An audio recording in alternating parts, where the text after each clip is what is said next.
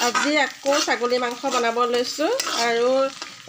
বনোৱা পদ্ধতিটো একেই আৰু এয়া মই পিঁয়াজখিনি খুব ধুনীয়াকৈ ৰঙাকৈ ভাজি লৈছোঁ পূৰা কম জুই দি পেলাই ভাজিছোঁ তেতিয়া মানে জ্বলি নাযায় কিন্তু ভাজ খাই আৰু নিমখ হালধি মাংসত সানি থৈছোঁ সানি এইখিনি এতিয়া দি দিলোঁ এতিয়া পিঁয়াজখিনি ৰঙচুৱা ভজা হোৱাৰ পিছত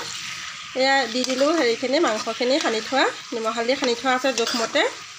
আৰু মছলা মই আপোনালোকে সকলোৱে জানে যে মই গুড়ি মছলা ব্যৱহাৰ নকৰোঁ নহৰু আদা জলকীয়া চব গোটাকৈ সেয়া মিক্সিত পিচি লৈছোঁ আৰু গোটা জিৰাও দিছোঁ বেলেগ গুড়ি মছলা জলকীয়া গুড়ি বা জিৰা গুড়ি বা একোৱেই ব্যৱহাৰ নকৰোঁ মিট মছলা আৰু এনেকৈ বনালে সৰু ল'ৰা ছোৱালীৰ স্বাস্থ্যৰ কাৰণেও ভাল হয় সৰু ল'ৰা ছোৱালীয়েও খাব পাৰে আৰু বুঢ়া মানুহ বা বেমাৰী মানুহো খাব পাৰে যিহেতু ইয়াত গুড়ি মছলা ব্যৱহাৰ কৰা নহয়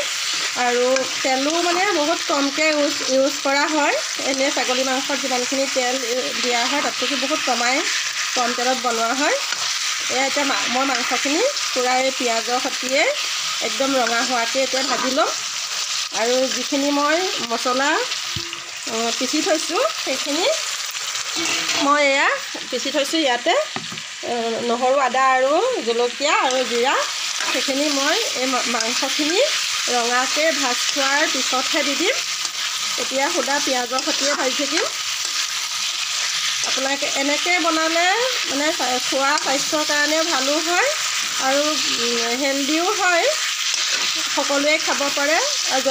জলকীয়াৰ পৰিমাণটো কমাই যদি দিয়া হয় তেতিয়াহ'লে সৰু ল'ৰা ছোৱালীয়েও খাব পাৰে বা বুঢ়া মানুহেও খাব পাৰে আৰু যিহেতু গুড়ি মছলা দিয়া নহয় কাৰণে বেমাৰী মানুহ থাকিলে তেওঁলোকেও খাব পাৰে মই অৱশ্যে জ্বলা দিম কাৰণ আমাৰ ঘৰত সকলোৱে জ্বলা খায় সেইকাৰণে জ্বলা কেঁচা জলকীয়াকৈ মই কেইবাটাও দিছোঁ জ্বলা হোৱাকৈ এইখিনি মই প্ৰথমতে ভাজি ল'ম আৰু যিসকলে ছাগলী মাংস বনাবলৈ বুলি ক'লে ভয় খাই যায় তেওঁলোকেও এইটো পদ্ধতিৰে বনালে মানে ধুনীয়াকৈ বনাব পাৰিব ট্ৰাই কৰি চাব পাৰে আৰু আপোনালোকে বোলে এনেকৈ সদায় বনাই থকা হয় তথাপিও দিছে সেইটো কমেণ্ট নকৰিব কাৰণ সকলোৱে সকলো বস্তু তেনেকৈ মানে বনাব নাজানে কিছুমানে ছাগলী মাংস বুলি ক'লেই বনাবলৈ ভয় কৰে কেনেকৈ বনাম কি হ'ব যিসকল নতুন শিকাৰু আছে তেওঁলোকৰ কাৰণে এই ৰেচিপিটো একদম উৎকৃষ্ট হ'ব তেওঁলোকে মানে ট্ৰাই কৰি চাব পাৰে আৰু মাংসখিনি একদম সুদাকৈ ভাজ খাই যোৱা এতিয়া মই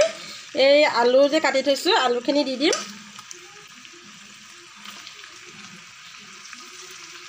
আলু অকণ সৰহকৈ দিছোঁ মই ভাল পাওঁ এনেকৈ ছাগলী মাংসত দিয়া আলু খাই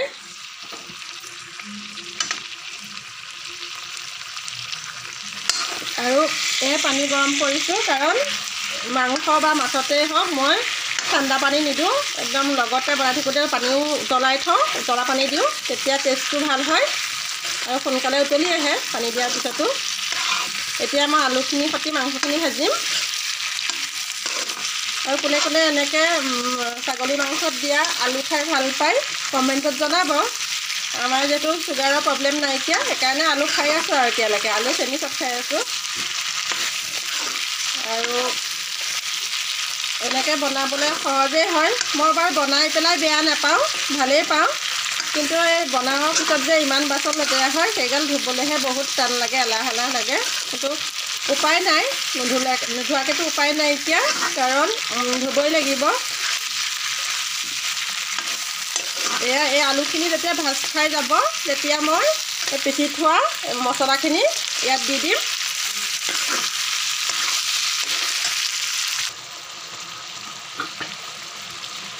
আলুখিনিও ভাজ খাই যোৱাত এতিয়া মই এই পিচি থোৱা মছলাখিনি দি দিলোঁ ইয়াত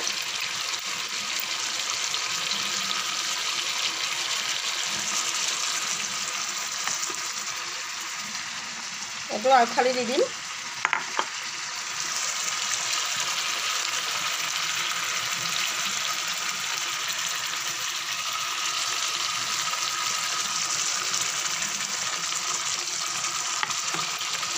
এতিয়া এই মছলাখিনি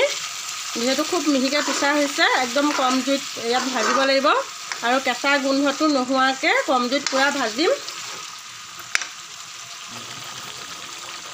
মাংসৰ টেষ্ট হ'বলৈ হ'লে এনেকৈ কম পানী দি পেলাই মছলাতে মাংসখিনি সিজিবলৈ দিব লাগে। এয়া দেখিছেনে? আৰু এতিয়া এইখিনি মই মছলাতে সিজিবলৈ এনেকৈ ঢাকন দি দিম। আৰু চাব যাতে মছলাখিনি জ্বলি নাযায়, জ্বলি গ'লে আকৌ তাৰ গোন্ধটো বেয়া হ'ব। এয়া দেখিছেনে? কোনো গৰম মছলা ব্যৱহাৰ নকৰাকৈ অকল পিঁয়াজ, নহৰু, আদা, কেঁচা জলকীয়া আৰু গোটা জিৰা দি পেলাই বনোৱা মোৰ ছাগলী মাংস ৰেডি হৈ গৈছে। ইয়াত কোনো লং ইলাচি এইবিলাক তেজপাত ব্যৱহাৰ কৰা হোৱা নাই আৰু কোনো গুড়ি মছলা ব্যৱহাৰ কৰা হোৱা নাই। তথাপিও কালাৰো ভাল হৈছে আৰু এনেকৈ মছলাত লাগি থকা মাংস খাবলৈ ৰুটিৰ সৈতেও ভাল, ভাতৰ সৈতেও খাবলৈ বহুত টেষ্টি হয়। আজি আমাৰ এতিয়া ইমান কম সময়তো একেবাৰে সহজতে এনেকৈ টেষ্টি একদম ছাগলী মাংস ৰেডি হৈ গ'ল। ইয়াত গুড়ি মছলা দিয়া নাই যদিও টেষ্টটো কিন্তু বহুত ধুনীয়াই হয়। আপোনালোকেও এনেকৈ বনাই ট্ৰাই কৰি খাব পাৰে। আৰু এয়া কুকাৰত মানে দিলে মানে কি হয়,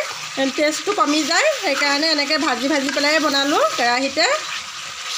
আৰু সদায় মানে গৰম পানীহে দিব। মই কিন্তু সদায় গৰম পানীয়ে ইউজ কৰোঁ।